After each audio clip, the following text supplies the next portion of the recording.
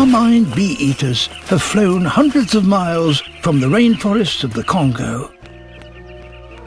Arriving at the peak of the dry season, when steep sandbanks are exposed by the falling water. They're a perfect place to nest, out of reach of predators from above.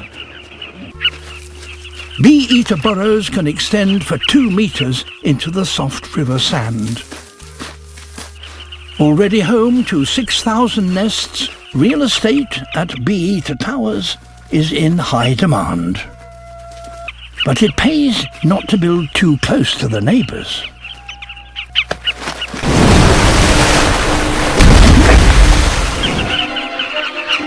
In the sudden commotion, they're vulnerable from below and above.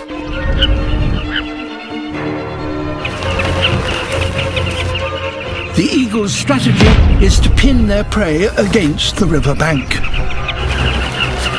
With the colony in disarray, the predators have the advantage.